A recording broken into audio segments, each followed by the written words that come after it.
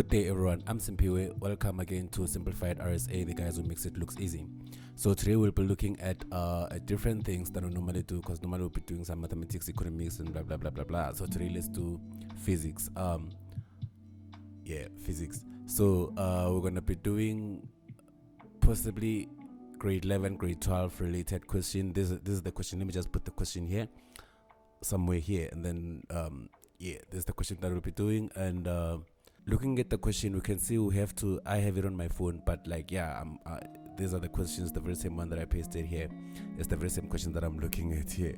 So we have 2.1, 2.2, 2.3, 2.4, 2.5. So the question reads, block P of unknown mass is placed on a rough horizontal surface.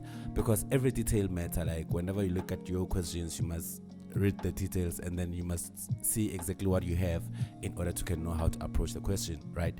So block P of unknown mass is placed on a rough horizontal surface. It is connected to a second block of mass of 3 kg as shown on the diagram by a light extensible string passing over a light frictionless pulley as shown below. So there's no friction probably on the circle that connects both the blocks. But before going through the questions, there's additional information. We see they're saying the initial system of masses is held stationary with the 3 kg block, and the 3 kg block is 0.5 meters above the ground, and it is also shown on the diagram. When the system is released, the 3 kg block moves vertically downwards and strikes the ground after 3 seconds. Now, those are other additional information, and they say you must ignore the effects of air resistance. That's actually something to consider, but we'll talk about it now. And the first question, they just want you to define acceleration, right? Before you answer any question, the reason why I want us to look at this, because we know we have two parts of the question. So we can think of it as if this is part 1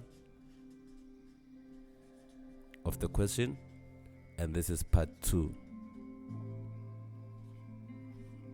or vice versa. This could be part 2 and this could be part 1. What does that mean? Okay, Sharp, let's answer the first question already, right? The nice thing about physics is that each and every equation defines itself by the way it's calculated. We all know that the formula for acceleration in a textbook is given by acceleration is equals to change in velocity over the change in time. That's V there. So that's how you define acceleration. If they ask you define acceleration, so now we're answering question 2.2, we're answering question 2.1. If they ask you define acceleration, you just go straight and you say, from what I see, acceleration is the change in velocity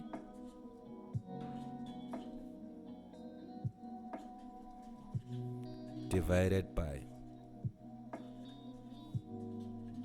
the change in time. You will get a full mark by saying that.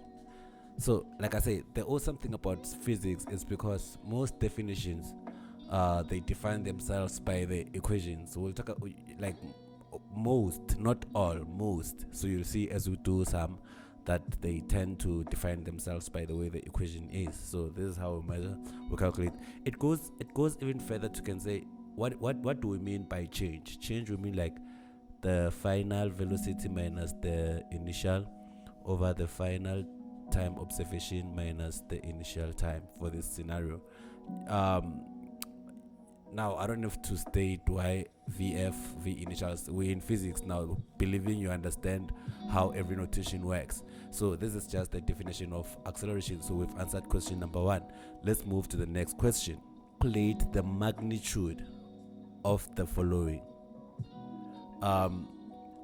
They want us to calculate 2.2, the magnitude of the acceleration of the 3 kg block using equations of motions.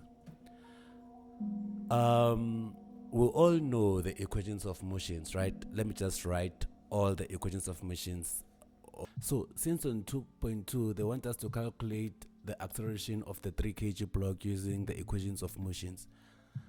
These are the equations of motions. So we have the way it is, the v is equals to u plus at, and the next one is v squared is equals to u squared plus 2as, and the next one is s is equals to ut plus 1 plus half at squared, where u is the initial velocity, v is the final velocity, t is actually change in time, represented like that. The reason why I say so is because also with the distance s, it actually can be changed in distance. A change, it means from the initial one to the next one. But like I say, these formulas, some textbooks, they represent them like this. I already prepared something like that. There is the very same thing. Like if you, let me just put this here. These very same things are similar. Like if you can check, this one will be similar to that, and this one will be similar to this. It's not something to worry about. It's not even a necessary thing to can even remember or not. But it would be good to can know how to represent it, because actually this is the simplest for the ones on top here is the simplest form of representing these equations, but otherwise you can just represent them like this. So yeah, these are the equations of motion. So let's see how can we solve the equation using the equations of motions. Before we even proceed, we can see that the mass of the 3 kg is actually hanging. We must first determine the free body diagram of that object so we can see what's up with it. So we have the 3 kg block. It is attached to the tension, like we've stated on our diagram there, remember? Remember this diagram? Yeah, that's the one there. So but it's above the air like that. I can even represent, but then now it doesn't matter because now I'm drawing I want to represent a full body diagram. But as it's chilling there, there's a weight.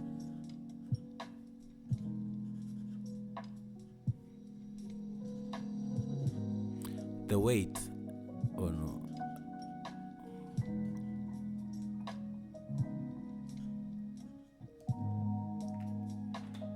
this is W for weight. The weight, which is equals to mg, the weight is pulling the object down while the tension is keeping it hanging up. So they want us to calculate what the acceleration of the speed it's following with down. But then what do we have? We know that as it falls down, the time it was 3 seconds. The time it took the object to fall from here on that 0.5 meters distance from the ground.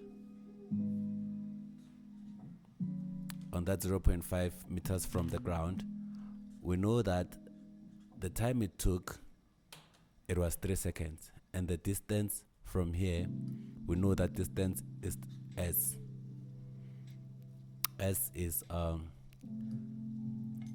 put this in order. Let's see what do we have in this situation. Let's have our data written down. So we know that our equations of motions, they consist of s for change in distance. They consist of t for change in time. We want to know the initial velocity, the final velocity, and the acceleration. So on this question, from the data that we just have to fill in our data and see what do we have, what do we not have. So from this scenario here, we can see that it took 3 seconds for the object to fall from here to here. So we say t is 3. And then what else do we have? We have that the distance from here to the ground where it fell, it was 0.5 meters. So we have s. S is 0.5. What else do we have? Before it moved, it was stationary. Like before they released it, it was stationary, meaning you here, that means before it moved, it was stationary, so it means you here is 0. We know the initial velocity, but we don't know the velocity that it fell with because it was not specified. Otherwise, we can calculate it if we want.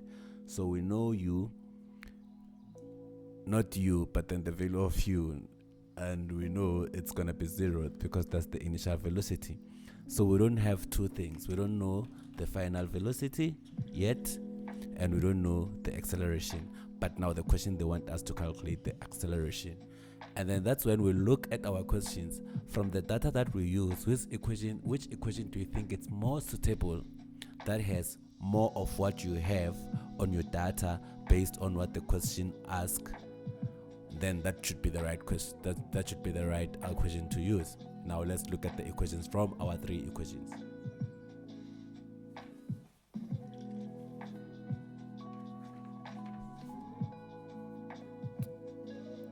Let's come back here, right?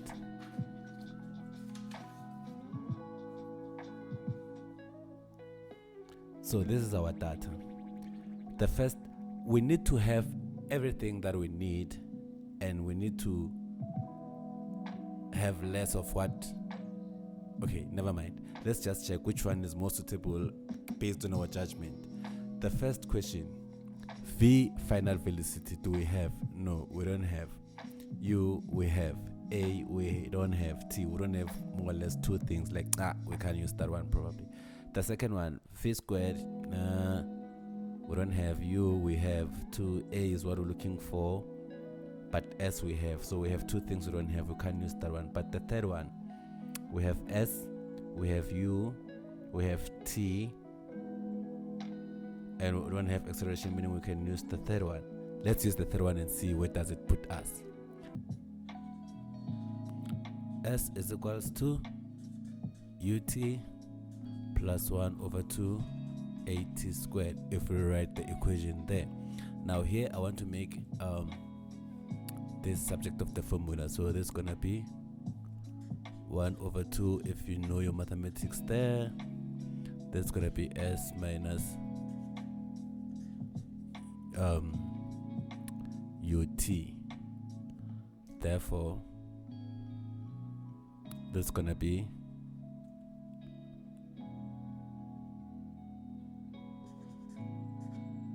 at squared is equals to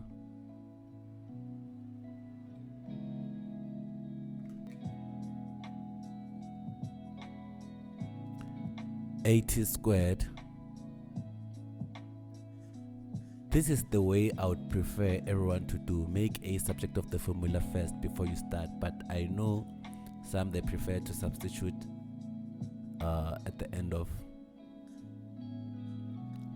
the things. But then, as you can see here, this t squared will cancel this t squared. Therefore, that means we're gonna have a is equals to 2s minus ut over t squared. If you can go there and substitute everything from there, I'm telling you, regardless how much the question was worth, you'll get all the marks. Even if you don't have the calculator, you can just leave it there.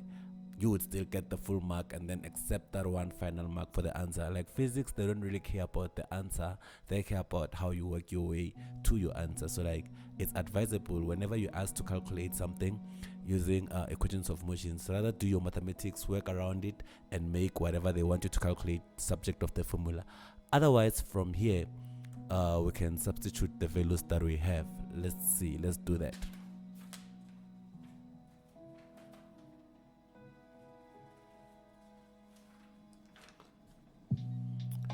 So here,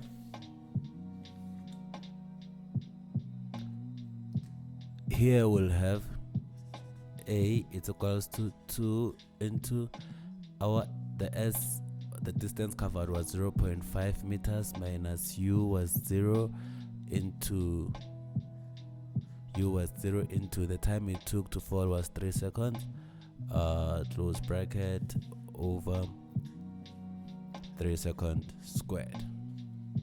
Now let's simplify that. And then we'll have A will be 2 into 0.5 divided by 9, because 3 squared is 9. Therefore, our answer will be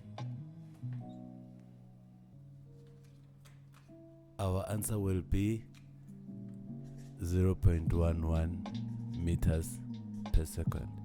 So that's the SI unit for acceleration. No, meters per second squared.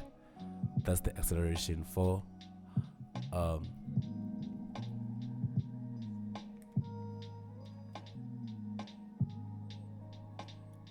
so that's 0.11 meters per second squared.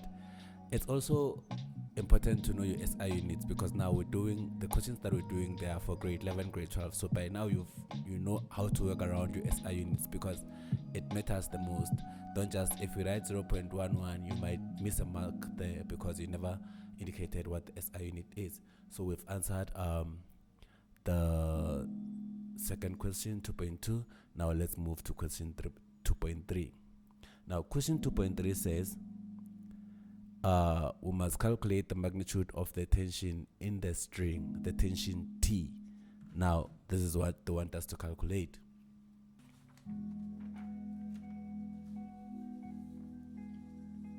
From our object, now they want to know the value of T. They want to know what is this T here, because now there's a weight going on down there, and then there's a tension holding it up there. So now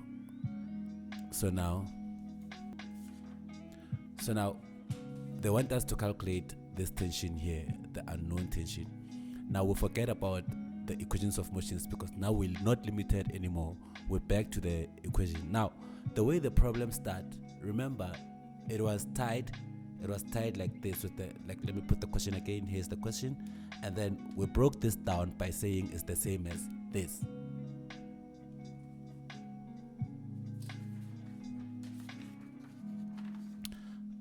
We said it's the same as this.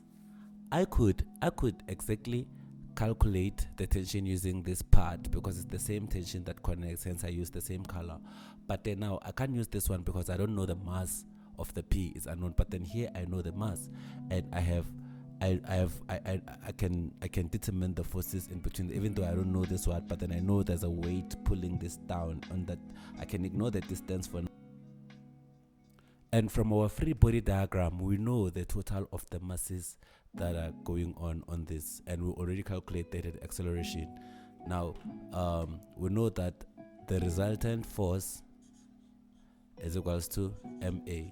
Another way to can write this, you won't be wrong if you can say F net. It doesn't matter how you can say F net, because we want to determine the total of all the forces there.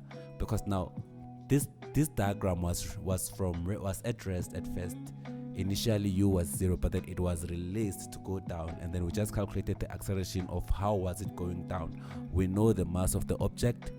Now we just have to work with the forces, but then we know that the total forces are equals to the mass multiplied by the acceleration. This equation, it's always wrong when you look at it, you don't say F is equals to ma. You never say that, because you don't know which force do you actually mean, because we want to consider all the forces that are acting on this thing. Even the fact that it's moving down straightwise, we ignore the ones that are acting on the side, but then we consider, because they would add up to 0. But then I don't want to go that deep. We just focus on the forces when the object is falling down. So the total forces is equals to the mass multiplied by the acceleration of that object. But what are those forces? Because the forces are moving down, because this object is moving downwards, it means that the weight is positive in this case, only because it's moving downwards. So that's the positive side of the motion. If it was moving upwards, the T would be positive, and if we were pulling it up, for instance, on the tension, if it was vice versa, the T would be positive and then the W would be negative. So now it means now we know whatever tool we're looking for, it's a negative, because now it's moving down. The tension that is holding it up is no, it's being conquered by the positive force. So we then say these forces are W for we want to add all the forces as it's a summation, or hence I say F net. So W, the force that is moving down, plus negative T, which is the force that is pulling up, should be equals to MA. These things, it's both means the same thing like that. So we're saying W, which is the weight pulling down, plus the tension, which is now the negative force, is equals to MA. So if I simplify this, I'll have W minus T is equals to MA. Again, I repeat, you can substitute your values from here, because you know what the weight is. We all know that the weight is mg mass multiplied by gravity minus T is equals to MA. From here, you can substitute all your values and get the value of T. But like I say, I advise you to always play around with the mathematics of your equations and then put the one that you want to calculate as a subject formula. I repeat, every time you are doing a physics related question, you let me put it like this: in a physics exam, you can get a distinction. In a physics exam, you can get a distinction without getting anything right. Like, you can write an exam year physics without having a question paper with, like, what am I saying? You can write an exam year physics without having a calculator, just by playing around with your formula, and then you leave what you want to calculate as subject of the formula. It's a very good advice to can help you accumulate better marks in physics. Let's go back to our question. So here, when we have this, we want to calculate T, right? Let's play around with it first. So I understand that you could substitute from here and get the value the way you wanted to do it, but then let's do it the way Mr. Man would do it. So this is gonna be MA. If I take this to the other side, it's gonna be minus MG. Therefore, this then will be T. This then will be T. If I divide by negative throughout here, I will have mg minus ma. And then simplifying this further, we'll have T is equals to m into g minus a. That's what's going to help us to get the value of the tension. Let's substitute now and see how much do we get. The mass is 3 kg. G, like now, okay, sharp. We all know as physicists in the making that the value of G is always 9.8. Well, some people, they normally use 10 newtons, which is also closer if you take it to the nearest value. But then let's be accurate and leave it to 9.8 minus the acceleration. We calculated it to be 0.01 meters per second squared on the previous question, remember? And then now the tension will be, the value of the tension will be 29.07. If you got the same value, yay, you're winning. 29.07 newtons, because now the tension represents a force, and the SI unit for a force, it's newtons. Like I say, we are doing grade 11, grade 12 physics. We don't necessarily have to go back and remind each other about the SI units, because now we are preparing for exam, right? So the SI unit for forces is newtons, and then the tension represents a force which is pulling up the object, and then now it's also measured in newtons. Now let's move to the next question. The next question states that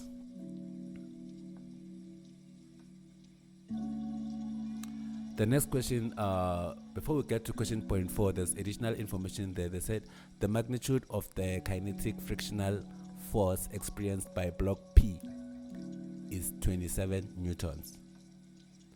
Sharp. So now this 27 newtons, it means we're coming to a different. So now we're coming to this part of the question now, because they're on the question now. They are saying something about P.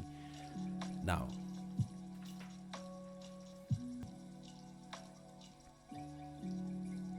question 2.4: draw a labeled free diagram.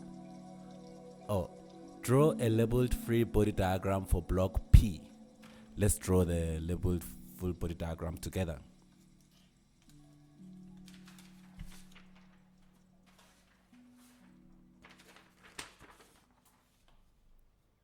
So there we have our block P there.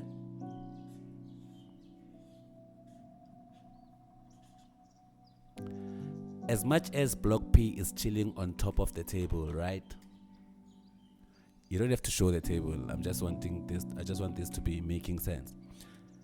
Somehow it experiences like somehow there's a weight of block P on the table. And every time there's always the upward force that is called the normal force. And there's a tension that is pulling block P to the right, which they gave us to be 27 newtons. But however, there's also friction. Remember, the frictionless part, it was for that circle that was hanging with the other block there. Forget this story. There's also friction, even if when it's standing. The reason why it's balancing, the reason why it's on stationary, not moving initially, is because the normal force, the tension, the weight, and the friction, which is supposed to be pulling it that side, they are both like, not both, they are all supporting the object to stand still. So when they ask you to draw a free body diagram, you show those arrows of where each force is moving to. After that, you labeled your forces. You must show them that F is friction. You must communicate with your lecturer. You must show your lecturer that F is for friction, W is for weight, N is for normal force,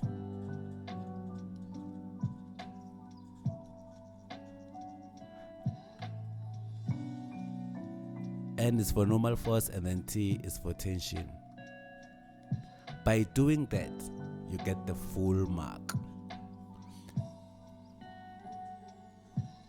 So this is how you answer a question like this. 2.4, when they say they want a full body diagram, you must represent from the object how the force, which directions are the forces,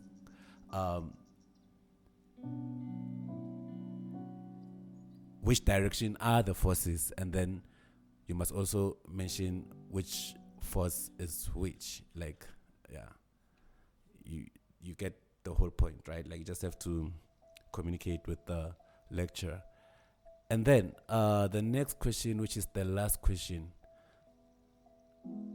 they want us to calculate the mass of block P. Well, let's see how that one it goes. Oh no, before I proceed, there's something I must mention there. The original information states that the magnitude of the kinetic frictional force experienced by block P is 27 newtons. So no, the tension that we calculated, the tension force should be equal because they are tied together. They should both be the same as the one we calculated on the previous equation. So it should be 29.09 because we already calculated from the previous question. We already calculated the tension and we found it to be 29.07. So we know the tension. The frictional force is given to be 27 newtons. Now, but this object now, it's moving on linear motion, you see. So the normal force and the weight, they won't be involved on the resultant force or the total force or the net force. The resultant force is equals to MA Now here we have two things. We have the force going forward, which is more powerful than the one which is pulling it back, because it's going to that direction. So it's gonna be T minus F is equals to MA, because we don't care about the up and down of it, the weight and the normal force. They're not involved. They're just balanced because it's going straight. So it's, yeah. And now we're gonna have to make this where, like I say, we make A subject of the formula. For this case, we're gonna have MA is equals to T minus F. T minus F, the way it is, we divide by M there. No, we divide by A there, because we're looking for M and we have the value of A. We divide by A there, we divide by A there, and then we can see that now M, if this cancels that, and then we'll have M is equals to T minus friction all over the acceleration that we got. So this is gonna be 29.07 minus 27 newtons all over 0.11, and then when we punch that on a calculator, we get, when we punch that on a calculator, we get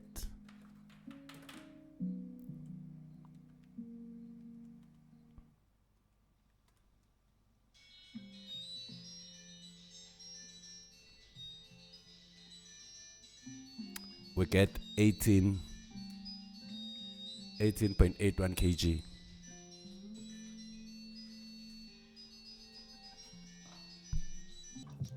So we get 18.81 kg. That's the weight for P.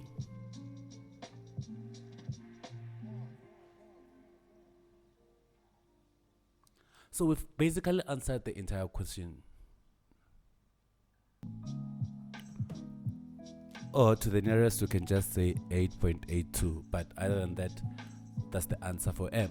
So in conclusion, whenever you solve an equation or whichever related question, just make sure you put whatever variable they want you to solve. Because like, I feel like if you do physics, you probably do mathematics. So learn how to put your how to work around your equations to put the variable you want to calculate in as subject of the formula rather. Because if you substitute from where the equation begins and then you do wrong things, it's gonna affect more of your work. But then whereas if a question is worth 4 marks, and then you play around with your formula, you're able to get all the 3 full marks. And then if you substitute wrong, that's when you're only gonna get the final answer wrong. So now, other than that, that's it from me on this video. We're gonna do the next question of physics on the next video.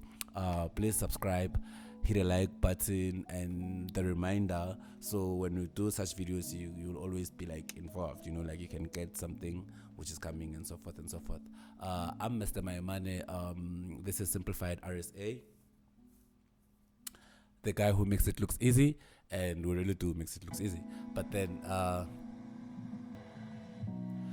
as for mina ntokola khosini nikimeta kwala.